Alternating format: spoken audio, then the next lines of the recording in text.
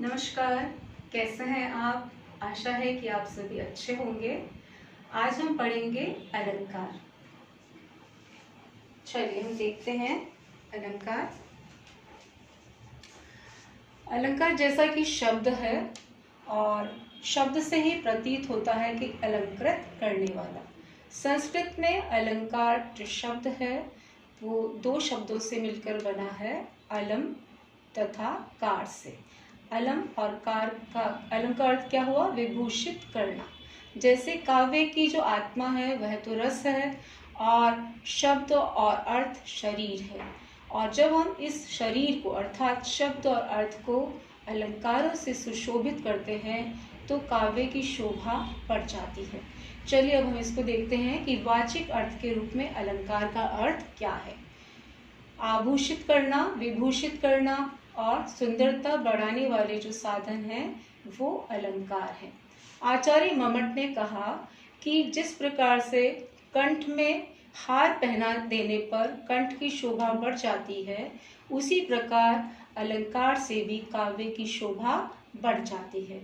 प्राचीन काल में अलंकार की उत्पत्ति के आधार पर अलंक्रियति अनेन इति अलंकार तथा अलंकरोति इति अलंकार, इन उक्तियों के अनुसार अलंकार काव्य की शोभा बढ़ाने वाला उपादान, कारण तथा सौंदर्य बढ़ाने वाला तत्व है। अलंकृत करना और सुसज्जित करना अलंकार का कार्य है। देखिए इसको हम एक उदाहरण के माध्यम से समझते हैं। जिस प्रकार से एक नारी सामान्य सी बिंदी लगा लेती है तो उसकी शोभा बढ़ जाती है, इसी तरह से हम अंकों में दशमलव लगाते हैं तो उसका भी जो गुण है, गुणांक है, वो भी बढ़ जाता है। देखिए अगर हम सामान्य रूप से किसी व्यक्ति की सुंदरता का वर्णन करते हैं तो कहते हैं कि आपका मुख बहुत सुंदर है या आपकी आवाज़ बहुत मधुर है, तो हम इसको जब अलंकारों के माध्यम से कहते हैं कि चंद्रमुखी कोयल सा स्वर है तेरा और गाय के समान तू सीधी और सरल है। जब इस तरह के शब्दों का प्रयोग करते हैं या अलंकारों को भाषा में जो है शामिल कर लेते हैं तो भाषा की शोभा और भी बढ़ जाती है। आपके द्वारा जो कही गई बात है उसकी शोभा भी बढ़ जाती है और जो सुनने वाला श्रोता है उसे भी आपका जो कथन है बहुत अधिक प्रभावशाली लगता है।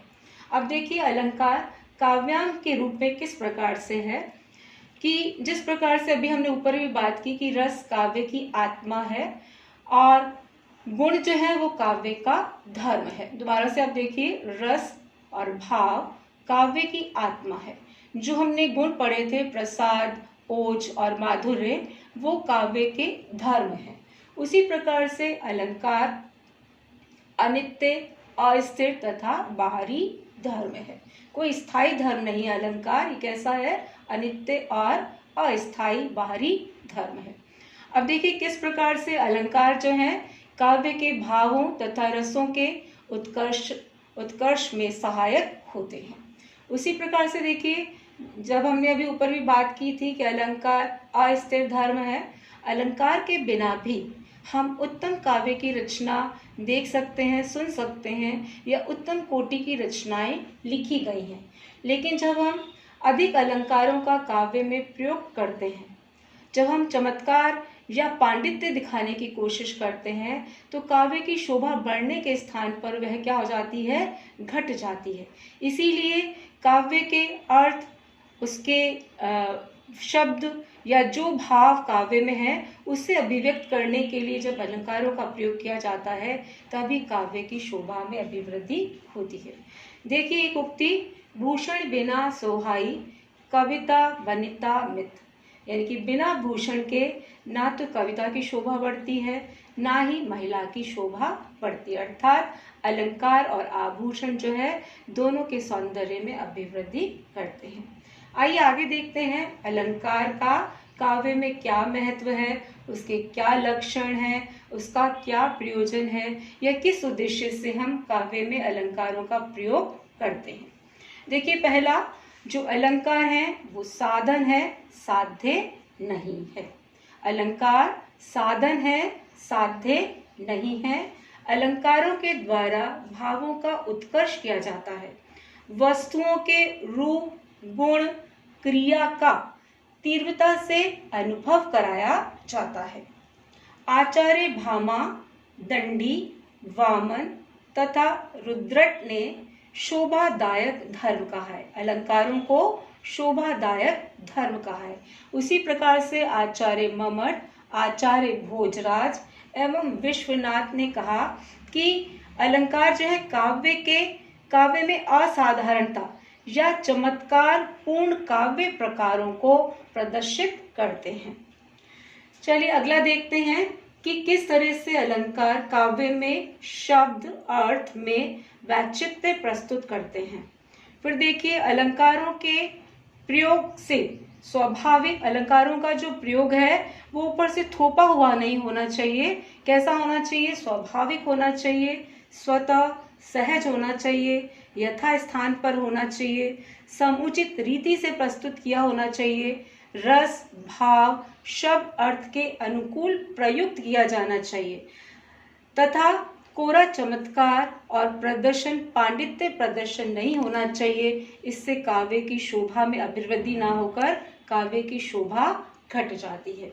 देखिए कवि पद्माकर ने कहा कि शब्दहु ते कहु अर्थ ते, कहु दुहु ते अर्थ आनी, अभिप्राय जिहि भांति जहे, अलंकार सो मानी। यानी कि अलंकार जो है वह आकर्षक होते हैं, काव्य को आकर्षक बनाते हैं, शब्द और अर्थ के अनुरूप अलंकारों का प्रयोग किया जाता है। अगला देखिए कि अलंकारों के प्रयोग से काव्य जो है आकर्षक हो जाता है, हृदय ग्राही हो जाता है, पाठक और श्रोता की दृष्टि से प्रभावशाली होता है, आंतरिक उत्साह की अभिवृद्धि होती है। एक बात को जब अनेक प्रकार से वैचित्र्य रूप से विविधता रूप से अगर कहा जाए तो कहने और सुनने वाले में चमत्कार उत्पन्न होता है। उसी प्रकार से देखिए प्रारंभ से ही मनुष्य की जो प्रवृत्ति रही है, जो संस्कार रहे हैं, वह सौंदर्य के प्रति उसकी प्रवृत्ति रही है कि हमेशा उसे सौंदर्य अपनी ओर आकर्षित करता रहा है। इसीलिए वह सौंदर्य बढ़ाने के लिए अलंकारों में भावों की संप्रेक्षणीयता, उत्कृष्टता, सजीवता, स्पष्टीकरण, सादृश्यता, शक्तिमता, साहचर्य जगाना, मधुरता बढ़ाने हेतु अलंकारों का विधान किया जाता है।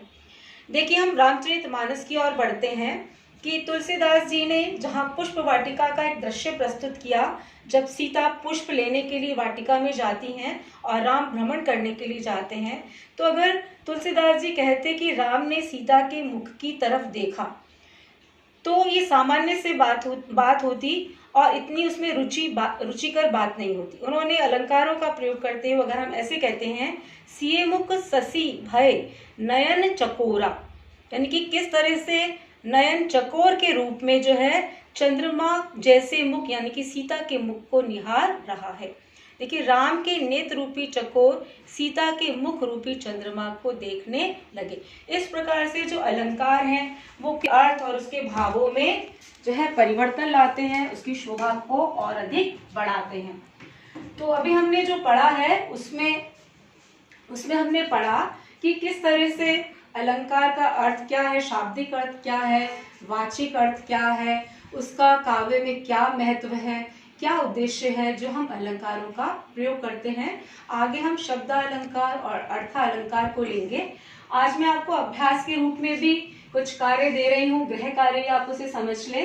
पहला आपका प्रश्न रहेगा कि अलंकार का अर्थ क्या होता है, परिभाषा तथा उसके महत्व की विवेचना करें और मौखिक रूप से दैनिक जीवन में प्रयोग किए जाने वाले वाक्य तथा बातचीत में अलंकार लगाकर जो है बात करें, उसका अभ्यास करें, तो आपका जो ज्ञान है वह स्थायी होगा। देखिए जैसे मैंने एक छोटा सा उदाहरण लेकर आपके सामने प्रस्तुत किया कि आप अपनी माँ की जब प्रशंसा करते हैं तो इस तरह से अलंकार लगाकर कर सकते हैं। हे माँ तुम स्वर कोकिला हो, प्रभात से रात्रि तक मशीन बनकर चलती हो, तुम्हारे हाथों के जादू से अंगुलियां चाटता हूँ मैं, तुम्हारी मुस्कान से मेरा मन उपवन खिल उठता है। तो आपने तो अपने मन के लिए कहा, जब वह आपकी ये वाणी सुनेंगी तो आपकी माँ का भी मन उपवन खिल उठेगा। इसी आशा के साथ कि आप ये अभ्यास कार्य करेंगे और जो आज पाठ पढ़ाया गया उसे दोहराएंगे। अगले पाठ में हम शब्द अलंकार और अर्थ अलंकार लेंगे। तब तक धन्यवाद। सुरक्षित रहें, स्वस्थ रहें और अध्ययन करते रहें। नमस्कार।